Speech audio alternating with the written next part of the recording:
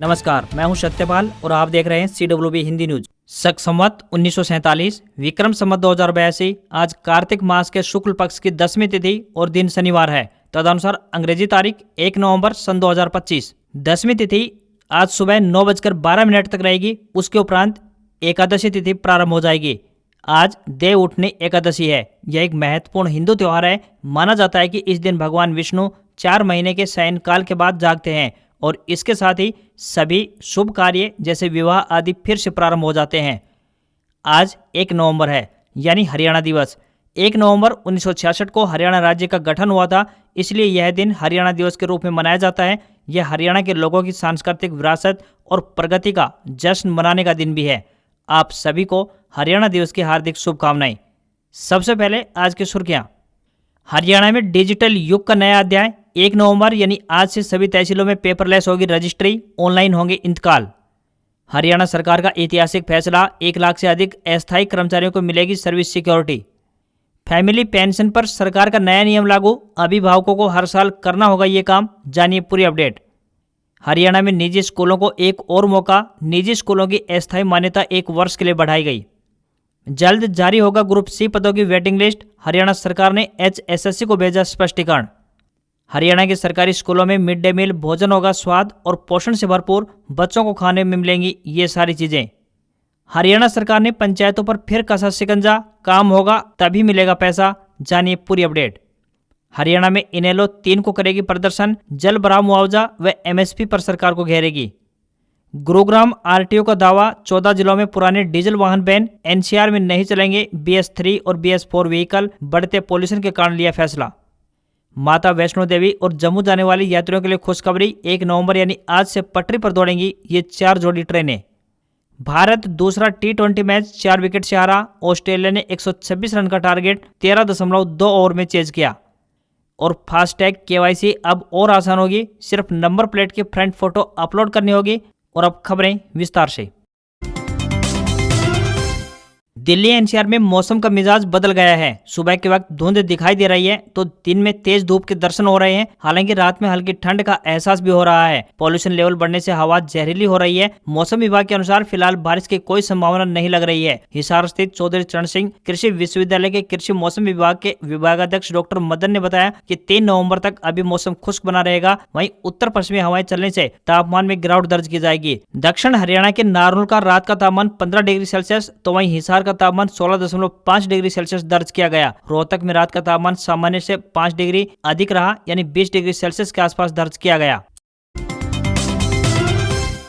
कला एवं सांस्कृतिक कार्य विभाग हरियाणा दिवस के अवसर पर 1 नवंबर यानी आज पंचकुला में राज्य स्तरीय कार्यक्रम का आयोजन करेगा। इसमें 1 से 3 नवंबर तक यवनिका गार्डन सेक्टर 5 पंचकुला में हरियाणवी लोकगीत, रागिनी और हरियाणवी लोक नृत्य समूह प्रतियोगिता का आयोजन भी होगा। हरियाणा एक ऐसा राज्य है जहाँ की मिट्टी में मेहनत की खुशबू बसती है, जहाँ के लोग सादगी में शान रखते हैं, जहाँ की बोली सुनते ही दिल देसी हो जाता है। हर साल 1 नवम्बर को हरियाणा दिवस मनाया जाता है क्योंकि 1966 में इसी दिन पंजाब से अलग होकर हरियाणा एक स्वतंत्र राज्य बना था। खेती किसानी, खेलकूद, फौजदारी और देशभक्ति हरियाणा की पहचान पूरे देश में अलग ही है। इस धरती ने न सिर्फ देश को ओलंपिक चैंपियन दिए बल्कि असली जवान और मेहनती किसान भी दिए। माना जाता है कि हरियाणा प्राचीन काल में ब्रह्मावर्त, आर्यवर्त तथा ब्रह्मोपदेश के नाम से भी विख्यात था। हरियाणा में कई राजाओं ने राज किया, जिनमें से गुप्त साम्राज्य सर्वप्रथम रहा। उसके बाद अन्य कई राजाओं का शासनकाल रहा, जैसे पुष्यभूति वंश, गुर्जर प्रतिहार राजवंश, तोमर वंश, मुगल, दुर्गानी और मराठा साम्राज्य। अंत में ग्वालियर राज्य तथा ब्रिटिश राज भी रहा। इस खास मौके पर हरियाणा की मिट्टी की खुशबू में डूब जाएं और हरियाणा दिवस पर सबने प्यार और भाईचारे की बधाई। हरियाणा दिवस पे सबने राम राम, खुश रहो और आगे बढ़ो। हरियाणा सरकार की तरफ से राज्य के 1032 अस्थायी मान्यता प्राप्त स्कूलों को बड़ी राहत दी गई है। बता दें कि सरकार द्वारा शिक्षण सत्र 2025-26 के लिए मान्यता का विस्तार दे दिया गया है। मान्यता का विस्तार नहीं मिलने की स्थिति में इन स्कूलों के साथ साथ पढ़ने वाले लगभग 3 लाख बच्चों का भविष्य भी बीच अधर में लटक गया था। मान्यता के अभाव में इन स्कूलों के बच्चों द्वारा 8वीं, 10वीं और 12वीं की परीक्षाएं नहीं दी जा सकती थी। बोर्ड की परीक्षाओं के लिए फॉर्म भरने कंपलसरी रहते हैं। हरियाणा के मुख्यमंत्री नायब सिंह सैनी और शिक्षा मंत्री महिपाल ढांडा से प्राइवेट स्कूल संचालक मान्यता बढ़ाने बढ़ाने के लिए कई बार मिल चुके थे। इन अस्थायी मान्यता प्राप्त स्कूलों में सुविधाओं की कमी है और वे माध्यमिक शिक्षा विभाग की तरफ से निर्धारित स्टैंडर्ड्स को पूरा नहीं कर पा रहे हैं। यही वजह रही कि शिक्षा विभाग ने इनकी मान्यता रोक दी थी। हर वर्ष यही स्थिति बनती है, मगर शिक्षा विभाग की सख्ती के चलते अस्थायी मान्यता प्राप्त स्कूलों की संख्या निरंतर कम होती जा रही है।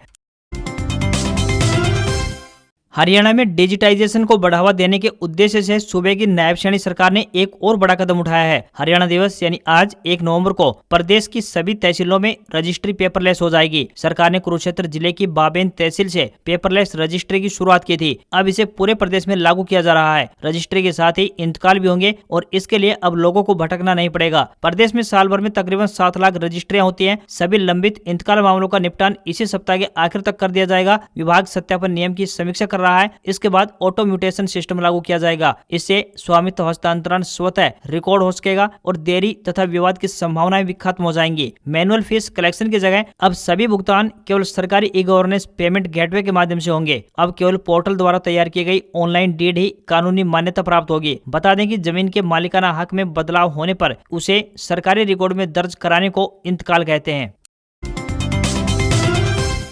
हरियाणा सरकार ने 1 लाख से अधिक अस्थायी कर्मचारियों को सेवा सुरक्षा देने का ऐतिहासिक फैसला लिया है। इसके लिए एक ऑनलाइन पोर्टल भी तैयार किया गया है, जिससे अस्थायी यानी ठेका कर्मचारियों की सेवा सुरक्षा सुनिश्चित होगी। इस पोर्टल के माध्यम से कर्मचारियों की सेवा संबंधी मामलों को ऑनलाइन ही दर्ज किया जाएगा और उन्हें जल्द समाधान भी मिलेगा। इस पहल से अस्थायी कर्मचारियों को नौकरी में स्थायित्व मिलेगा और उनकी सेवा को सुरक्षा भी मिलेगी, जो पहले मौजूद नहीं थी। ये कदम कर्मचारियों के अधिकारों को मजबूत करने और सेवा संरक्षण देने के लिए राज्य सरकार का एक महत्वपूर्ण प्रयास है। सेवा सुरक्षा से जुड़े नियम भी अधिसूचित किए जा चुके हैं, जिससे ये प्रक्रिया आधिकारिक और पारदर्शी बन जाएगी। राष्ट्रीय राजधानी दिल्ली से सटे फरीदाबाद से एक अच्छी खबर सामने आ रही है। यहाँ सेक्टर 12 स्थित टाउन पार्क में हरियाणा की पहली state of the art E library बनने जा रही है। आधुनिक सुविधाओं से लैस इस लाइब्रेरी के बनने से हजारों पाठकों और छात्रों को लाभ पहुंचेगा। इस आधुनिक लाइब्रेरी में high speed internet, AC, CCTV कैमरे, सुंदर फर्नीचर से युक्त बेंच, पीने का साफ पानी और साफ सुथरे शौचालय जैसी सुविधाएं मिलने वाली है। HSVP की बिल्डिंग में HSIIDC द्वारा CSR पहल के अंतर्गत करीब 2 करोड़ रुपए की लागत से इस लाइब्रेरी प्रोजेक्ट पर काम किया जा रहा है। इस बिल्डिंग में mezzanine floor, group discussion chambers, audio visual room और आरामदायक सीटिंग और अरेंजमेंट जैसी सुविधाएं भी उपलब्ध करवाई जाएंगी। इस लाइब्रेरी में फिजिकल बुक्स के साथ साथ डिजिटल लाइब्रेरी सेक्शन भी तैयार किया जा रहा है, जिसमें ई बुक्स, ऑनलाइन लर्निंग संसाधन और डिजिटल अध्ययन सामग्री भी उपलब्ध होगी। इनके अलावा भारतीय इतिहास, भारतीय संस्कृति, सामान्य ज्ञान, विज्ञान और समसामयिक विषयों से जुड़ी पुस्तकें, पत्रिकाएं एवं समाचार पत्र भी नियमित रूप से लाइब्रेरी में उपलब्ध करवाए जाएंगे। यहाँ आसपास के गार्डन क्षेत्र को भी विकसित किया जा रहा है, ताकि बच्चे खुले वातावरण में अध्ययन कर सकें। इस प्रोजेक्ट के पूरा होने के बाद यहाँ पर कैंटीन, फुटबॉल ग्राउंड और अन्य आवश्यक सुविधाएं भी विकसित की जाएंगी। हरियाणा सरकार की तरफ से ग्रुप सी पदों की वेटिंग लिस्ट तैयार करने के लिए हरियाणा कर्मचारी चयन आयोग को स्पष्टीकरण भेज दिया गया है। कमीशन द्वारा अक्टूबर 2024 में ग्रुप सी पदों के लिए मेन सिलेक्शन लिस्ट जारी की गई थी। कई कैटेगरी के पदों की भर्ती के लिए ग्रुप बनाकर लिखित परीक्षा ली गई थी। मेरिट के मुताबिक और प्रेफरेंस अनुसार उम्मीदवारों की चयन सूची जारी की गई थी। वेटिंग लिस्ट जारी करनी थी। ऐसे में हरियाणा सरकार के मानव संसाधन विभाग ने अब वेटिंग लिस्ट जारी करने के लिए स्पष्टीकरण आयोग को भेज दिया है। ये स्पष्टीकरण भेजे तकरीबन 1 महीना होने को आया है, लेकिन आयोग द्वारा इस स्पष्टीकरण अनुसार चयन सूची जारी करना अभी बाकी है। दूसरी तरफ ग्रुप डी के उम्मीदवार भी वेटिंग लिस्ट का इंतजार कर रहे हैं। ग्रुप डी के अभ्यर्थी पिछले कई दिनों से आग्रह कर रहे हैं कि ग्रुप डी के जिन पदों के लिए चयनित उम्मीदवारों की लिस्ट जारी की गई थी, उन पदों में अभी भी काफी खाली पद पड़े हैं। ऐसे में इन खाली पदों की चयन सूची जारी की जाए। उम्मीदवारों की तरफ से मांग उठाई गई है कि ग्रुप डी की जो लिस्ट आई थी, उसमें से तकरीबन 4 से 5 हजार पोस्ट रिक्त रह चुकी है, इसलिए vacant plus repetition non joining post रह गई है। ऐसे में आयोग 5000 प्लस की एक और लिस्ट लगा दें, ताकि उन्हें भी नौकरी मिल सके। हरियाणा के सरकारी स्कूलों में शिक्षा ग्रहण कर रहे बच्चों के लिए एक अच्छी खबर सामने आई है। सरकार ने बच्चों के स्वास्थ्य और पोषण को ध्यान में रखते हुए उनकी मिड डे मील में कुछ सुधार किए गए हैं। इसके बाद अब बच्चों को दाल, चावल, रोटी और सब्जी के साथ साथ मौसमी फल और सलाद भी मिलेंगे। इसके अलावा दोपहर के भोजन की पौष्टिकता को बढ़ाने के लिए तय हुआ है कि सप्ताह में एक दिन इंस्टेंट खीर और पंजीरी भी दी जाएगी। स्कूलों में 1 नवंबर यानी आज से लेकर 31 मार्च 2026 तक खीर और पंजीरी वितरित की जाएगी। मौलिक शिक्षा विभाग के महानिदेशक की ओर से सभी जिलों की शिक्षा शिक्षा अधिकारियों को पत्र लिखकर निर्देश जारी किए हैं कि दोपहर के भोजन में एक दिन खीर और एक दिन पंजीरी परोसी जाए। बच्चों के स्वास्थ्य और संपूर्ण पोषण को ध्यान में रखते हुए उन्हें दूध के साथ आयरन फोलिक एसिड टैबलेट भी दी जाए। जिस दिन स्कूल में बच्चों को दूध वितरित किया जाएगा उसी दिन उन्हें आयरन फोलिक एसिड टैबलेट दी जाएंगी ताकि बच्चों के स्वास्थ्य और पोषण में समग्र सुधार हो सके। हरियाणा के नायब सैनी सरकार ने पंचायतों के अधिकारों पर शिकंजा कस दिया है। अब ग्राम पंचायतों को पहले एस्टिमेट भेजना होगा और फिर जांच के बाद काम को निदेशालय से मंजूरी प्रदान की जाएगी। अब तक ग्राम पंचायत से लेकर एक्शन स्तर तक के अधिकारी तक ही प्रक्रिया चलती थी, लेकिन अब सरकार की ओर से हरियाणा रूरल डेवलपमेंट फंड यानी HRDF जारी करने को लेकर नियमों में बदलाव किया गया है। इस संबंध में सरकार की ओर से 21 अक्टूबर को एक पत्र जारी किया गया था। हालांकि अब कुछ जगहों से सरपंचों के विरोध की खबरें भी सामने आ रही है। पंचायतों में होने वाले विकास कार्यों का पैसा जारी होने के लिए पहले स्टेप में काम शुरू होने पर मुख्यालय फोटो भेजी जाएगी, फिर 50% काम पूरा होने पर फोटो लेनी होगी, फिर काम पूरा होने पर फोटो मुख्यालय भेजनी होगी। इसके बाद काम करने वाली एजेंसी के बिलों का सत्यापन भी मुख्यालय स्तर से किया जाएगा। इस पूरी प्रक्रिया के बाद ही पैसा जारी किया जाएगा। अब HRDF का पैसा डिमांड करते ही ग्राम पंचायतों को नहीं मिलेगा, यानी कि पहले काम होगा तभी पैसा मिलेगा।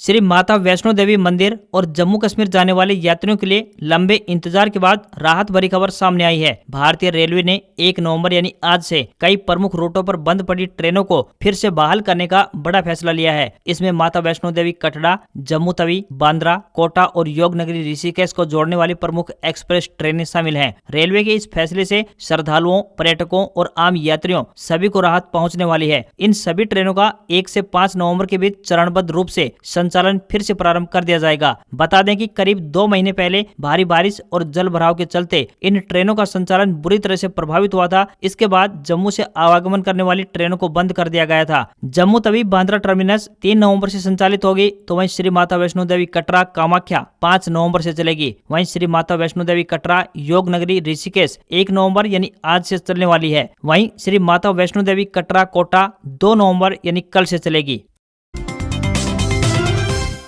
केंद्र सरकार द्वारा पारिवारिक पेंशन नियमों में गड़बड़ झाला रोकने के लिए बड़े बदलाव किए हैं। कर्मचारी पेंशन एवं पेंशन भोगी कल्याण विभाग ने स्पष्ट कर दिया है कि अब दिवंगत सरकारी कर्मचारी के दोनों माता पिता को बढ़ी हुई पारिवारिक पेंशन जारी रखने के लिए अलग अलग लाइफ सर्टिफिकेट जमा करवानी होगी। बता दें कि पेंशन कल्याण विभाग के सामने लगातार ऐसे मामले सामने आ रहे थे जहां एक अभिभावक की मृत्यु के बाद भी बढ़ी हुई पेंशन का लाभ मिल रहा है। इसे रोकने के लिए इस नई व्यवस्था को लागू किया गया है। विभाग ने कहा है कि अब ये दोनों यानी अभिभावकों को प्रत्येक साल अपना जीवन प्रमाण पत्र जमा करवाना होगा ताकि गलत भुगतान पर रोक लगाई जा सके और रिकॉर्ड समय पर अपडेट हो सके। नए रूल्स 2023 के अनुसार बात करें तो यदि किसी सरकारी कर्मचारी का आकस्मिक निधन हो जाता है और उसके न तो पति या पत्नी है और न ही कोई पात्र संतान है, तो ऐसी स्थिति में उस पर निर्भर माता पिता को आजीवन फैमिली पेंशन मिलती है। यदि दोनों ही अभिभावक जीवित हैं तो अंतिम वेतन की 75% पेंशन, और यदि एक अभिभावक जिंदा है तो यह घटकर 60% रह जाती है। विभाग द्वारा यह भी स्पष्ट किया गया है कि यदि किसी सरकारी कर्मचारी की रिटायरमेंट के बाद मृत्यु हो जाती है तो उसके परिवार को 7 साल या मृतक की संभावित 67 साल की आयु तक जो पहले आए बढ़ी हुई दर पर पेंशन का लाभ मिलेगा। ये प्रावधान सभी कर्मचारियों पर लागू होगा। इसमें 65 साल की उम्र में रिटायर होने वाले डॉक्टर भी शामिल हैं।